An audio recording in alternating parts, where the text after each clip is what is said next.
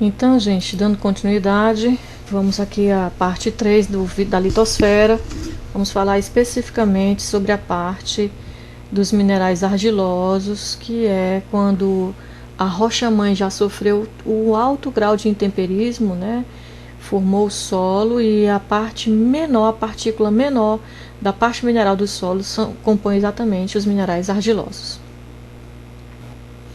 Então, eles são de extrema importância para os processos que ocorrem no solo, exatamente devido à sua grande área superficial. Como a partícula é muito pequena, já foi muito quebrada, né, ela adquire uma grande área superficial.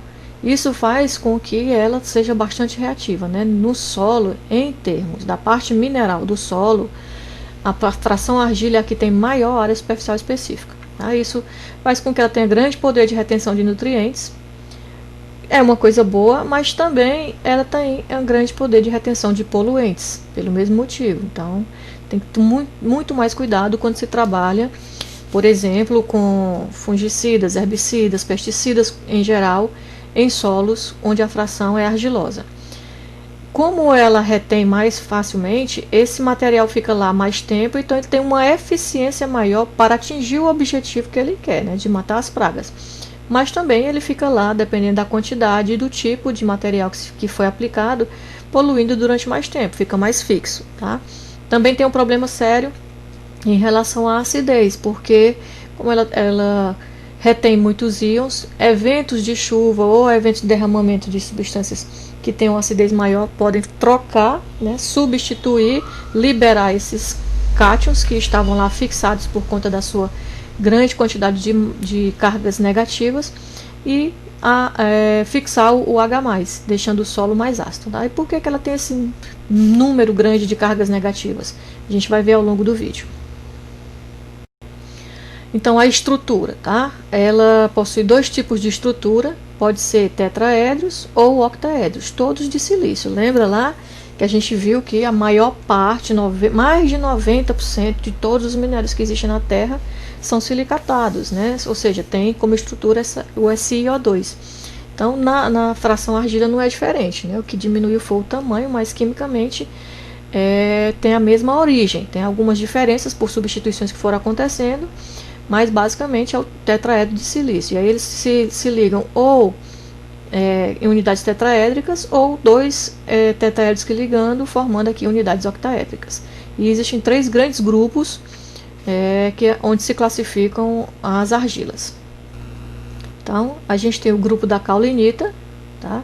Ela é formada por um empilhamento de estruturas iguais, né? Tetraedro sobre tetraedro sobre octaedro e assim vai indo, né? Ó, sempre uma folha de tetraedro e uma de octaedro vão se sobrepondo, tá?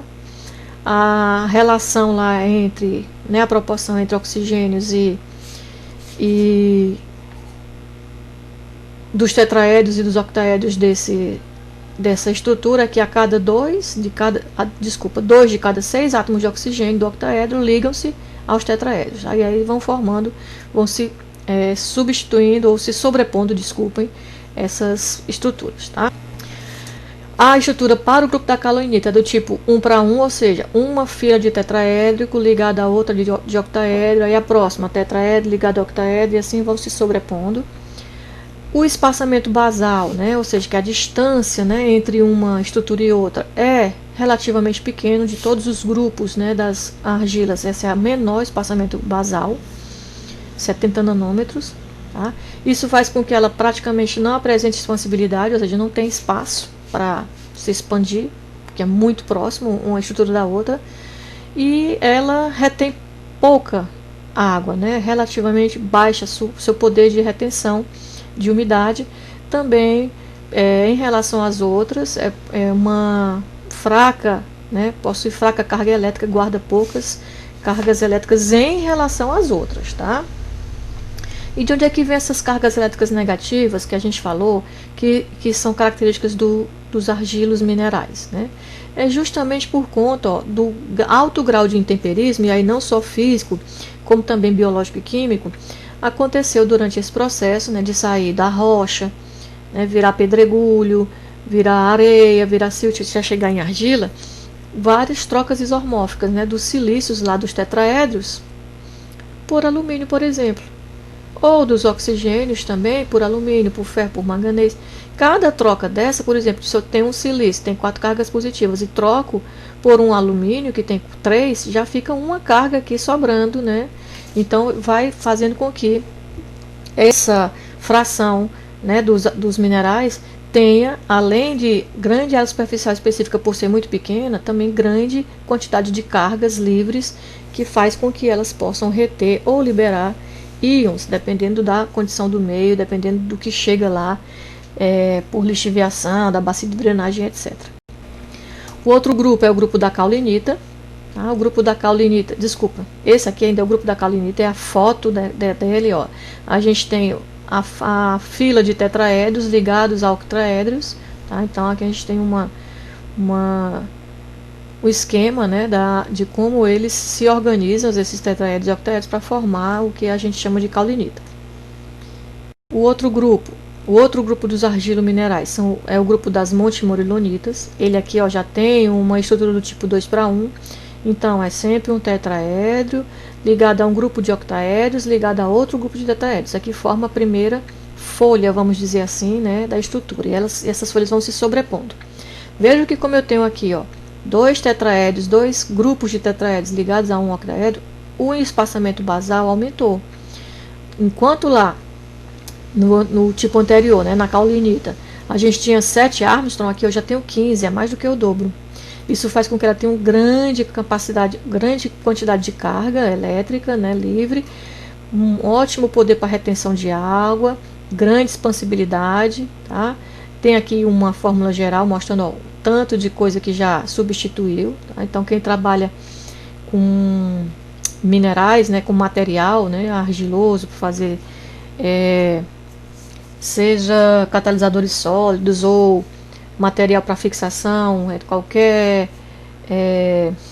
processo físico, né, de adsorção de superfície, a montemorilonita é uma boa opção, assim como também o próximo grupo que a gente vai estudar já, que é a ilita.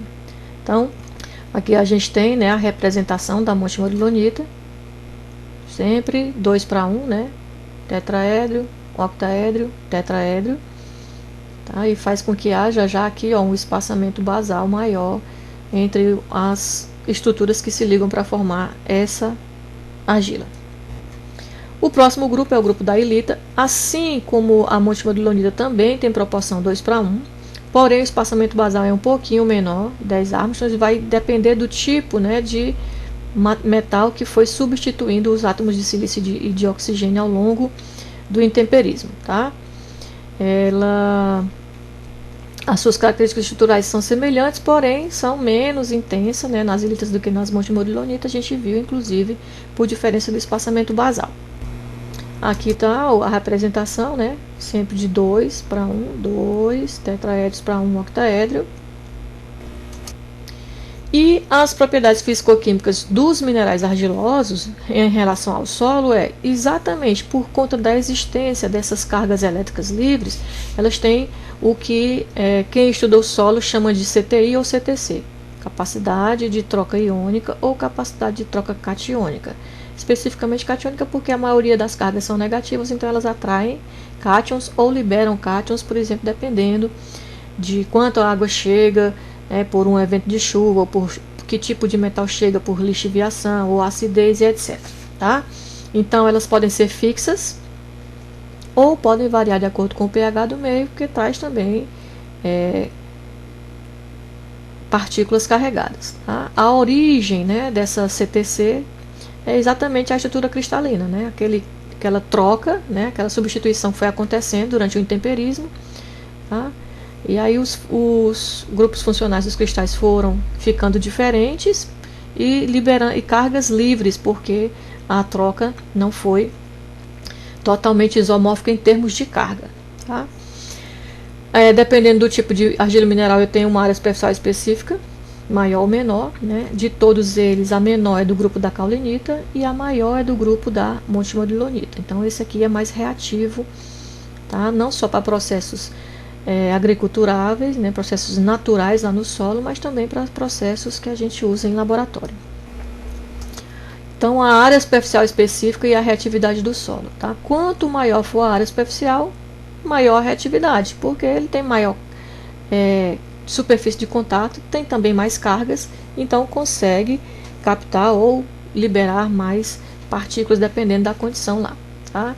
Então, essa CTC, né, novamente, ela está totalmente ligada à fração argila do solo e ela é tão importante quanto a fotossíntese. Ela é tão importante para os ecossistemas que vivem no solo, né, sob o solo, quanto aqueles que vivem sobre o solo, né, que vivem aqui em contato com a atmosfera, né? Ela substitui lá quase a importância que tem aqui para nós a fotossíntese.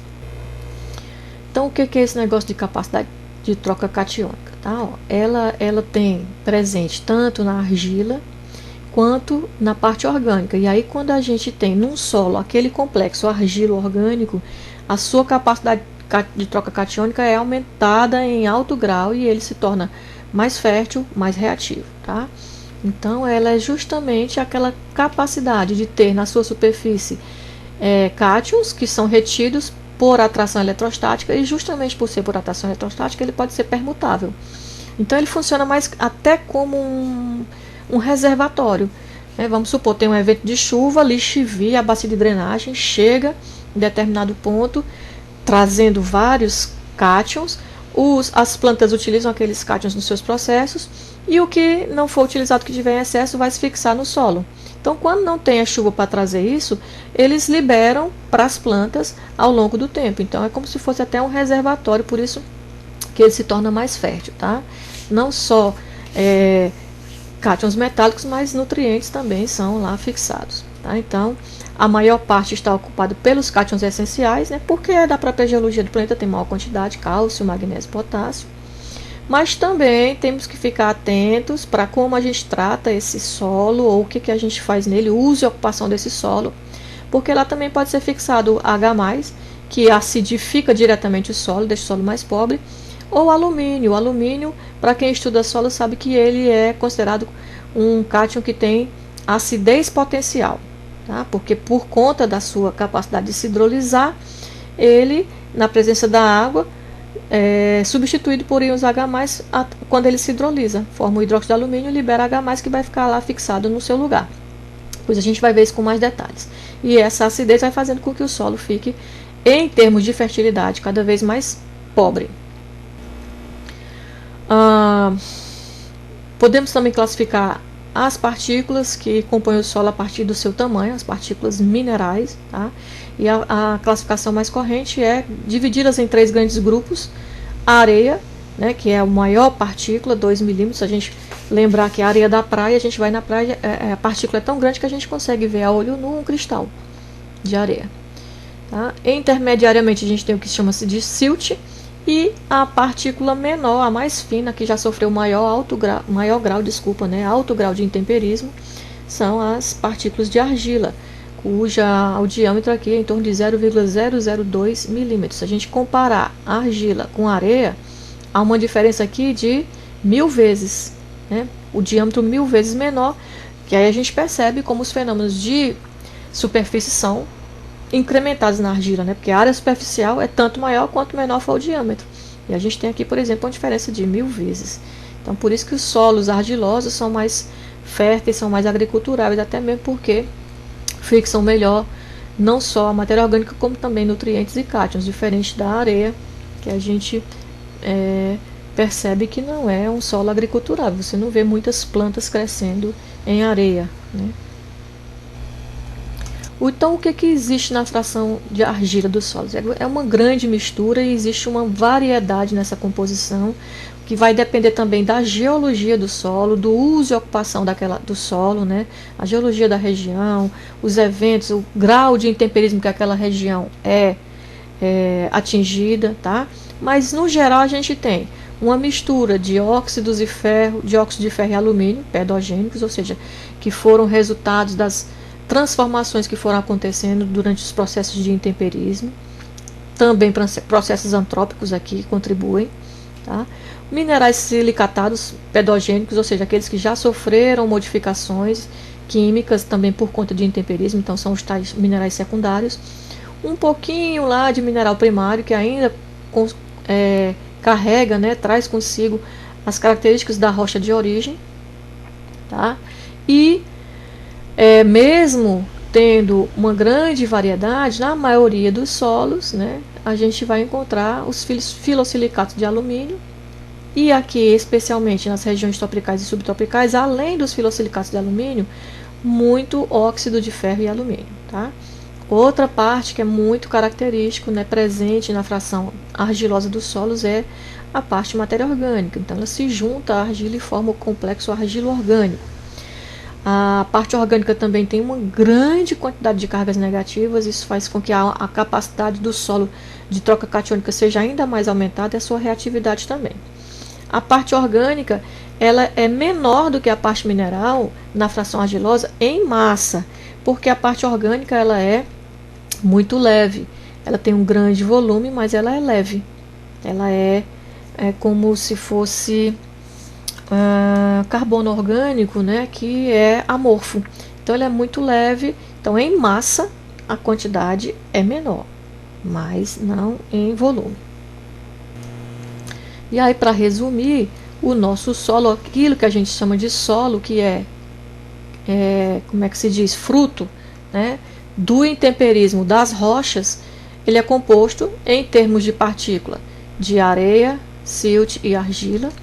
E a parte argilosa, que é a parte, digamos assim, mais importante em termos de reatividade, ela contém tanto a parte mineral, que é formada especialmente pelos filossilicatos de alumínio, né, minerais tipo 1:1, que a gente viu lá, caulinita, 2:1, montemorilonita e ilita, óxidos, especialmente de ferro e alumínio, podem ter outros? Pode, vai depender da geologia da região. E a parte orgânica, que vem aqui junto para compor o solo e se liga à argila, porque são muito afins uma das outras. A gente vai ver um pouco mais, né, vai se aprofundar mais na parte orgânica e nas características de troca do solo, né, da acidez e etc., no próximo vídeo.